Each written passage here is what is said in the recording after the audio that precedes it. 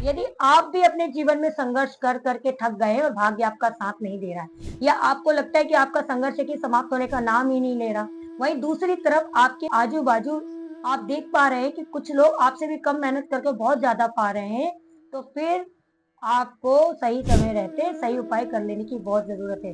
राधे राधे दोस्तों, मैं हूँ आशा जैन और आज आपका स्वागत कर रही हूँ मेरे YouTube चैनल एस्ट्रो विद आशा में। क्या कारण है कि आपका भाग्य साथ नहीं दे रहा, या क्या कारण है कि आपका संघर्ष दिन दूना रात चौगुना बढ़ता जा रहा है? जो चीजें आपको मिलनी चाहिए वो मिल नहीं रही है और जो नहीं होना चाहिए वो जिंदगी में लगातार हो रही है। जरूरत है आपको अपने जीवन के शनि ग्रह को मजबूत करने की, जरूरत है आपको आपके जीवन में गुरु ग्रह को मजबूत करने की, और जरूरत है आपको आपके जीवन में शुक्र ग्रह को मजबूत करने की। कई सारे लोग मेरे पास आते हैं और वो चाहते हैं कि भैया उनके घर में जो धन आ रहा है उसमें बरकत हो। कई लोग आते हैं जो पूछते हैं भैया हमारे यहाँ तो धन ही नहीं आता है, हमारे पास कोई ऐसे अवसर ही नहीं आते कि हम धन कमा सकें। कई लोग ऐसे होते हैं जो कहते हैं कि भैया हमें तो हम कितने भी जॉब इंटरव्यू दे दें हमारा संघर्ष खत्म ही नहीं हो रहा है, हम जो काम में हाथ डालते हैं हमारा हाथ खाली जाता है। तो फिर यही समय है आपको जो अभी उपाय कर लेना चाहिए। तो फटाफट नोट कर लीजिए, छोटे छोटे उपाय लेकिन बहुत असरकारक उपाय है ये। आपको गुरु को सही करना है। गुरु को क्यों सही करना है? गुरु होता है हमारे भाग्य का कारक, गुरु होता है हमारे संपत्ति का कारक, मतलब हम जो कमाएंगे उसमें बचत कितनी करेंगे। गुरु होता है हमारे धन का कारक, गुरु होता है हमारे संतान का कारक। तो जब गुरु इतने सारी वस्तुओं को मैनेज करता है तो क्या हमको गुरु को मैनेज करने की आवश्यकता नहीं है? बिल्कुल है। तो फटाफट आप उपाय नोट करिए जिससे आपका गुरु तेज हो, आपके घर में कलेश से आपको मुक्ति मिल सके, आपके बच्चे दिन दूनी रात चौगनी तरक्की करें, उनकी परीक्षा में अच्छे अंक प्राप्त होंगे, घर में शांति बनी रहेगी। वैवाहिक जीवन अगर पटरी से उतर गया है तो वैवाहिक जीवन भी पटरी पर वापस आ जाएगा। आपको करना क्या है? छोटा सा उपाय करना है। 1 कटोरी चावल आपको ले लेना है गुरुवार के दिन सुबह, उनमें मिला लेना है हल्दी, और उस कटोरी भर चावल के ऊपर एक कलश रख लेना है, आपको पीतल का या तांबे का। पीतल का कलश ज्यादा असरदार होता है, अगर आपके पास उपलब्ध नहीं है तो आप तांबे का कलश भी ले सकते हैं, लेकिन स्टील का कलश आपको नहीं लेना है दोस्तों। तांबे या पीतल के कलश को साधारण जल से यानी नॉर्मल वाटर से भर लेना है और उसमें डाल लेना है 3 चुटकी हल्दी। यानी एक कटोरी में आपने चावल लिया, उनमें हल्दी मिला ली, उस कटोरी के ऊपर उस कलश को रखना है और उस कलश में हल्दी की 3 चुटकी डालने के बाद उसको हाथ से ढक लेना है। उसको ऐसी ही स्थिति में आपको घर से बाहर ले जाना है और घर के मुख्य द्वार पर इस जल का छिड़काव कर देना है।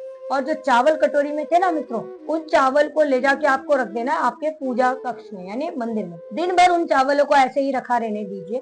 शाम के समय उस चावल को 3 भागों में बांट लीजिए। एक भाग को आप अपने रसोई घर में पीले कपड़े में बांध कर रख लीजिए। देखिए फिर आपके घर में कभी भी अन्न और धन की कमी नहीं हो पाएगी, यानी अन्न आपके यहाँ भरा पूरा रहेगा। दूसरे चावल का जो भाग है उसको आप पीले कपड़े में बांध लीजिए और रख दीजिए तिजोरी में। तो जो आपके यहाँ ये परेशानी आती है ना कि धन आता तो है पर रुकता नहीं है, या महीने के आखिरी में धन ही नहीं बचता, तो ये समस्या आपकी समाप्त हो जाएगी दोस्तों। और तीसरा भाग जो आपका चावल का बचा है उसको बांधकर पीले कपड़े में लटका दीजिए घर के मुख्य द्वार पर, और फिर देखिए कैसे फटाफट आपके जीवन में परिवर्तन आना शुरू हो जाता है। आपके घर का ग्रह क्लेश खत्म हो जाएगा, आपको मानसिक शांति मिलेगी, बच्चे आपकी बात मानेंगे। अगर विद्यार्थी ये रेमेडी को कर रहे हैं तो उनका अध्ययन में मन लगेगा, उनको परीक्षा में अच्छे अंक प्राप्त होंगे। अगर कोई युवा कर रहा है, अगर जॉब की तलाश में, तो उसको जॉब लग जाएगी। और ऐसे बहुत सारे असर आपको दिखेंगे जो आपके शरीर में और आपके घर में पॉजिटिव ऑरा को बनाकर रखेंगे। दूसरा उपाय महालक्ष्मी का उपाय। यह उपाय आपको क्या करना है?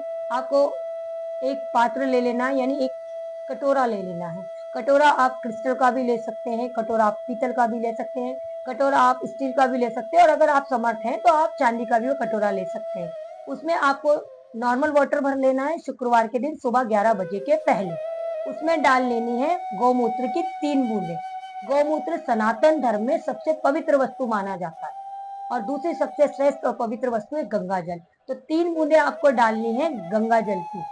और अब आपको डालनी है महालक्ष्मी को आकर्षित करने वाली वह वस्तु जो बहुत जरूरी है, यानी गुलाब के इत्र की 3 बूंदें।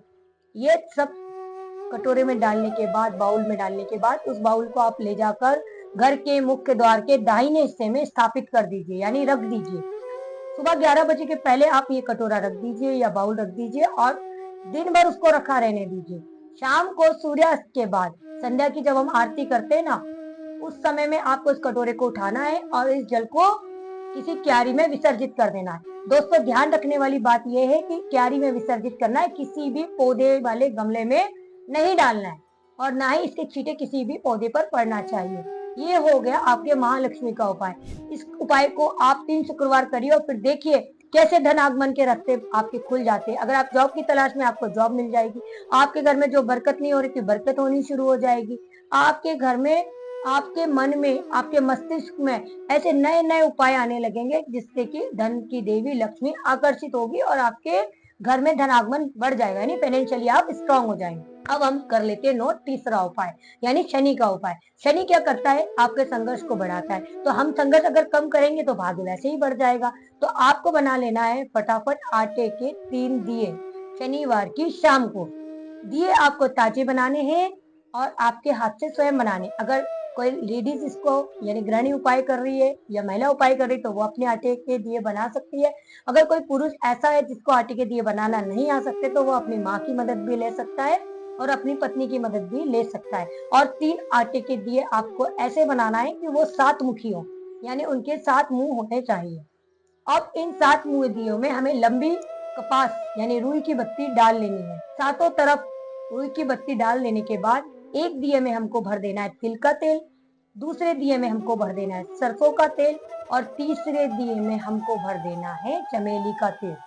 अब इन तीनों दियों में कौन कौन सा दिया कहाँ रखना है ध्यान पूर्वक आप नोट कर लीजिए।